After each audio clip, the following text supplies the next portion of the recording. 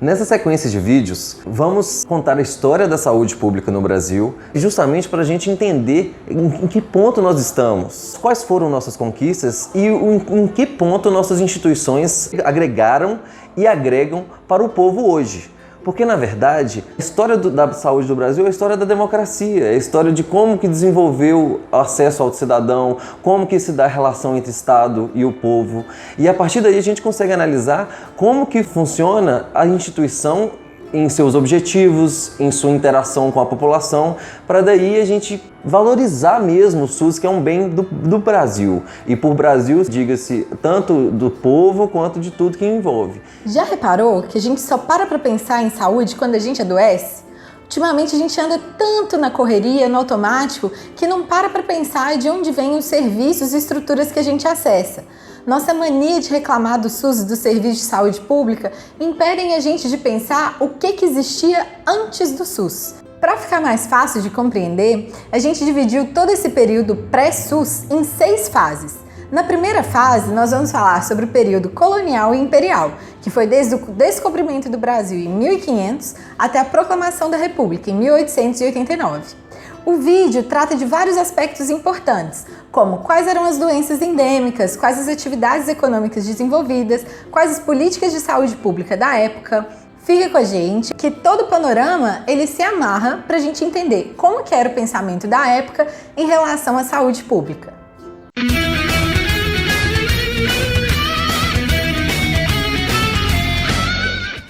O Brasil pré-republicano tem um espaço de história de 400 anos do que a gente consegue falar de Brasil. Nesse período de tempo, nós tivemos um Brasil colonial, tivemos a vinda da família real portuguesa, com a abertura de escolas de medicina, de saúde, de outras áreas, e tivemos a urbanização do Rio de Janeiro. Depois tivemos a independência e o período imperial, que se estende até, finalmente, a proclamação da República. Nesse espaço de tempo, nós tivemos a vinda massiva de escravos e a vinda de imigrantes, a maioria europeus, que se intensificou principalmente após a abolição e que reflete diretamente no processo de industrialização que veio um pouco depois.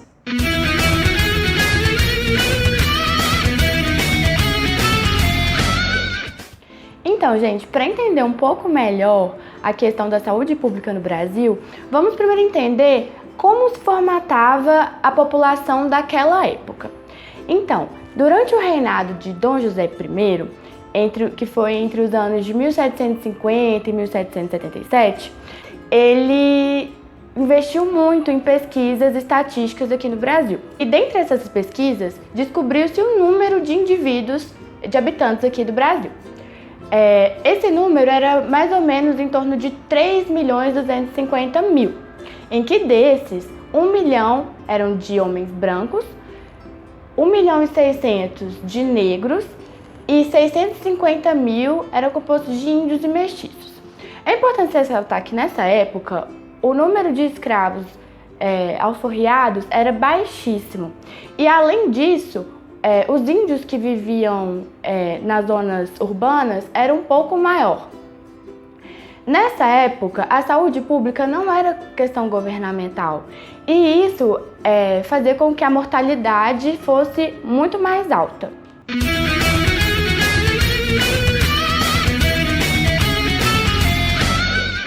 Agora a gente vai falar sobre as questões econômicas do período colonial.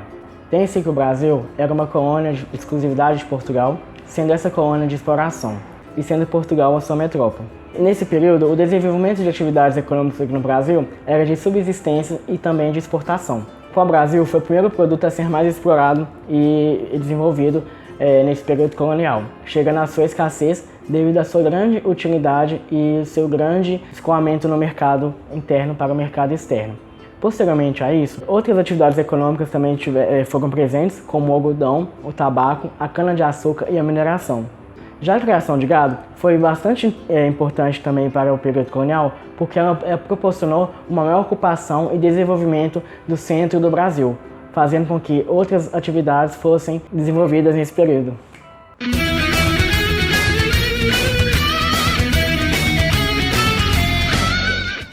Oi gente, eu vou falar para vocês um pouco sobre as doenças endêmicas do período colonial. Inicialmente, é importante conceituar endemia, né? O que uma doença tem para ela ser considerada endêmica? Então, a primeira característica que ela deve ter, ela deve se alastrar num espaço de tempo e ela está muitas vezes ligada a um território. Então, por exemplo, tem uma área do país que ela tem uma maior incidência de uma doença. Isso faz com que ela tenha a primeira característica de endêmica. A segunda é que ela deve ter uma incidência acima da esperada, né? Porque ela não é controlada. É por essa característica dela estar acima que ela pode ser considerada endêmica e muitas vezes também ela está ligada a algum fator étnico. Então, uma população ela é afetada mais do que outra.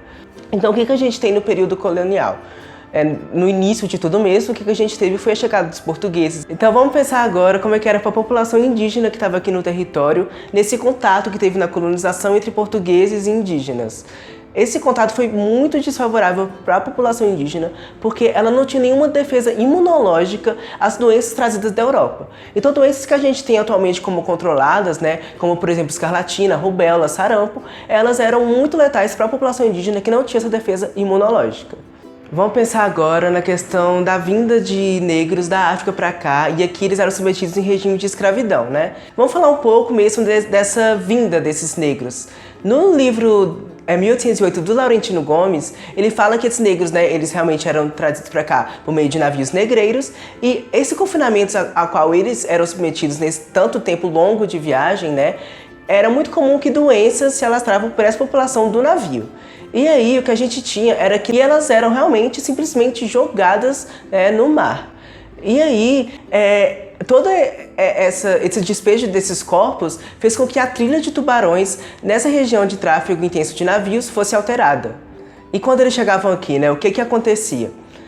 Esses negros eles eram submetidos a um sistema escravista muito forte, então eles eram confinados em senzalas, eles não tinham nenhum tipo de alimentação adequada, eles trabalhavam num ritmo muito intenso. Essas condições precárias faziam com que o sistema imunológico deles ficasse muito fragilizado, então eles eram sujeitos a doenças infecciosas, como por exemplo a malária e a cólera, e também doenças de carência, como a alimentação deles era precária, por exemplo o escorbuto, né, que é a falta de vitamina C na alimentação. Até mesmo a população branca, dependendo do estilo de vida dela, principalmente a população branca mais pobre e os mestiços e cafusos, eles eram sujeitos a doenças, principalmente por causa da questão do saneamento básico. Então, doenças que têm a ver, por exemplo, com a ingestão de água em alimentos contaminados, como a cólera, era muito comum nessa população.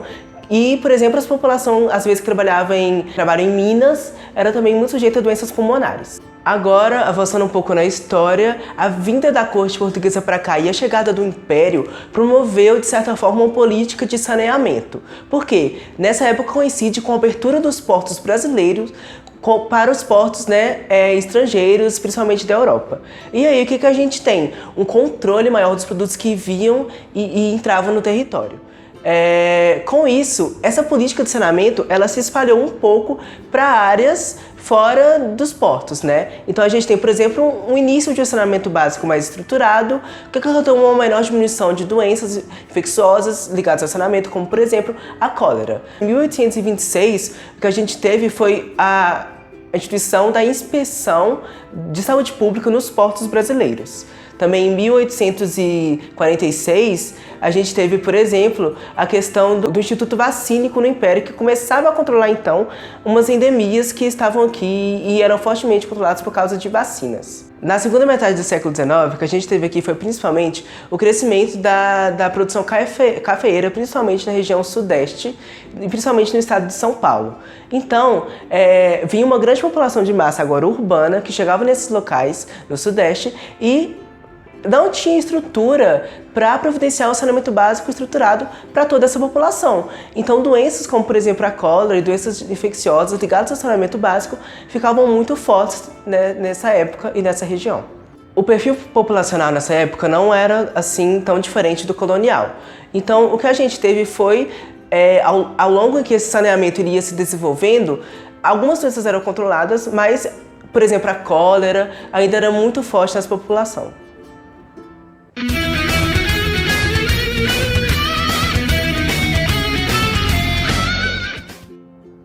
E nessa época, será que já tinha SUS? Pois é, claro que não. Mal podia se falar de Estado num país colonial. já que estavam regidos pelo governo português. E mesmo assim, não se entendia saúde como um direito e a Constituição, que só veio durante o Império, não tinha preocupação dessa garantia que temos hoje na Constituição atual. O que se tinha na época era o entendimento da saúde sanitária, com a figura do físico-mor, do cirurgião-mor e do provedor-mor, que fiscalizavam as boticas, que eram as antigas farmácias, os portos e o exercício da medicina no Brasil colônia e depois no Brasil Império. Mas se a pessoa ficasse doente, o que ela fazia naquele período? Bom, quem era rico, abastado, conseguia ter acesso aos médicos e poderia recorrer a curandeiros, que era mais comum porque não havia o exercício da medicina no Brasil, o ensino da medicina no Brasil.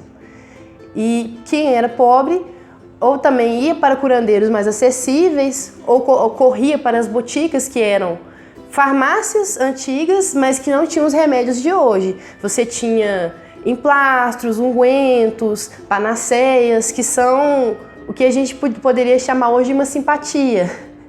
E se você ainda conseguisse ter a sorte de entrar numa Santa Casa de Misericórdia para ser tratado, poderia até ser o caso, mas ainda assim a medicina não havia se desenvolvido tanto, então estavam quase todos à própria sorte. Passear pelo passado dá uma noção completamente diferente de presente e uma perspectiva melhor ainda de futuro, não dá? Quando a gente vê como que funcionava, como que era restrito a poucas pessoas, isso faz com que a gente enxergue nossa época atual de outra forma. Quando a gente vê o passado e o tanto que a gente evoluiu, a medicina, as técnicas, o acesso, o SUS hoje, ele traz um princípio da universalidade. Acabou essa coisa de ter acesso só para uma população. Pelo menos no projeto do SUS, a ideia é que todos acessem de uma forma equânime e que seja muito mais democrático o acesso à saúde. Em seguida a esse período que a gente acabou de ver, colonial e imperial, nós vamos tratar sobre a Primeira República ou República Velha. Então curta esse vídeo e acompanhe nossas redes sociais, que já vai vir novidade. Oi, gente, meu nome é Francesca. Olá, meu nome é Pedro Vilela. Olá, meu nome é Luísa Udi. Olá, eu sou Guilherme Eustáquio. Olá, meu nome é Cíntia Santos. Sou Rafael Públio e eu faço parte do projeto de extensão Beijo, Saúde, saúde, e autonomia aqui também da UFMG. Beijo!